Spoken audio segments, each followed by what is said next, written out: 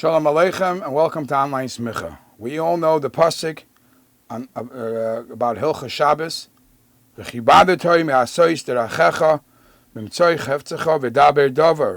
That we have to show honor and respect and glorify Shabbos. Obviously, Isser Malacha, we don't work on Shabbos.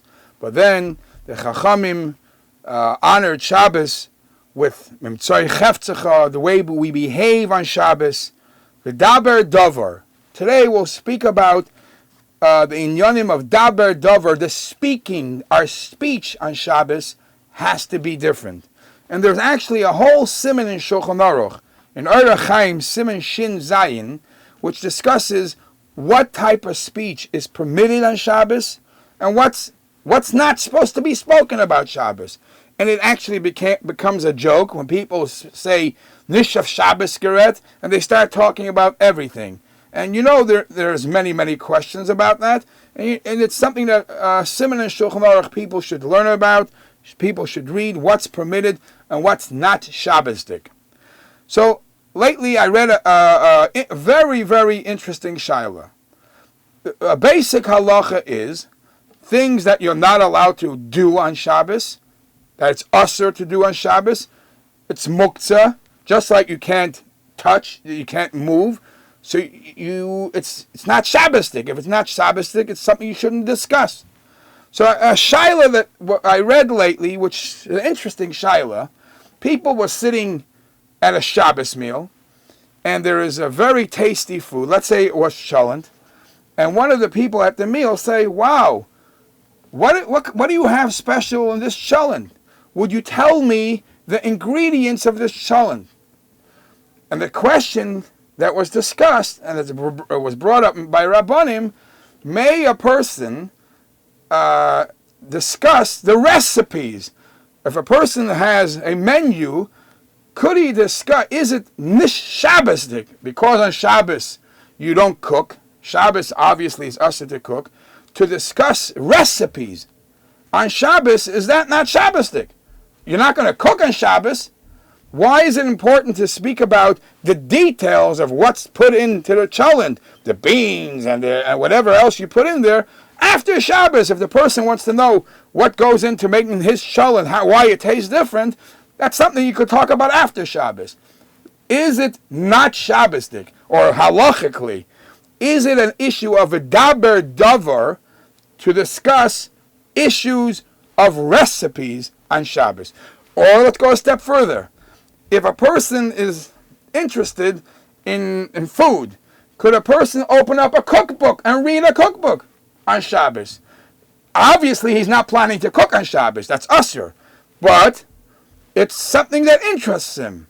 Just like we know that you're not allowed to read different things on Shabbos because it's not Shabbosdik, is a cookbook, like if you're going to say a cookbook is prohibited because it's not Shabbosdik, perhaps also discussing recipes wouldn't be proper. So the discussion was amongst leading poskim of today, and I'll tell you how they analyzed this problem. One posik said that obviously if there's somebody sitting there and he has issues where he might be allergic, then he obviously has rights to know. Not he has rights. He has to know what's put in there. That's completely a different league. If a person just wants to know what's so special, why it's taste, and what do you put into your cholent, okay, big deal. One pasuk says you could tell him I put in potatoes, this type of beans, this type of bean, but you can't tell him anything about the cooking part because the ingredients is not asher ba'alacha. The cooking is asher al pidin. However, other poskim say, excuse me, just like cooking is asher al pidin, daber davar, speaking about things that are not Shabbosdik. Shabbos, you're supposed to be more focused on more spiritual things. You're not allowed to read mundane things. Why would you focus on pashut things? I don't know if it's so pashut that you should even list off, I put in these type of beans in, maybe, I'm not so sure that you could even do that on Shabbos. From the flip side, the reason why you maybe should be allowed to do this is because, after all, the reason why you're even having this discussion is because you're enhancing somebody so geschmack he's so proud of the Suda Shabbos, that's just making the Suda Shabbos chashuv. Maybe as part of the covet of the Suda Shabbos, you say this is such a special meal, it tastes so good. Maybe as covet for Suda Shabbos, you could do this. Another svara we see in Shulchan Aruch, it's mentioned. It doesn't say that you're not allowed to tell somebody anything about how to make tzitzis on Shabbos. Tzitzis, you're not allowed to make on Shabbos. But could you learn Hilchas Tzitzis? You're allowed to learn Hilchas Tzitzis. To make the tzitzis, you're not allowed to.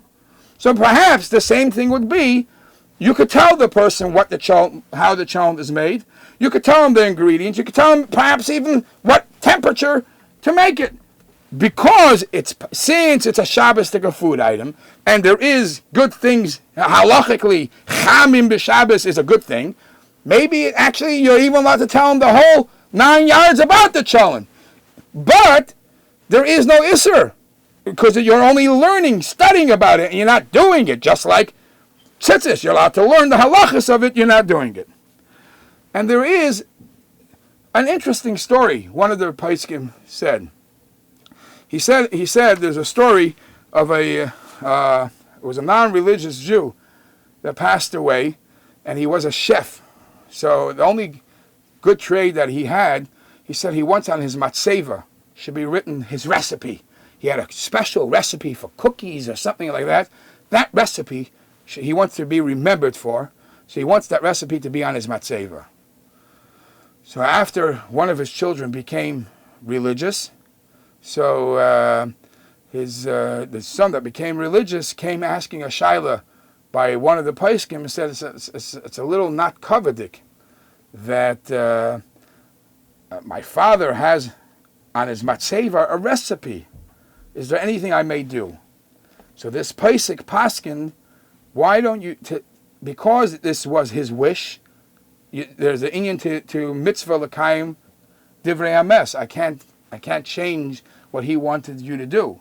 But because at the same time it is a little not nice to have a recipe on a matzeva, why don't you add just 2 words?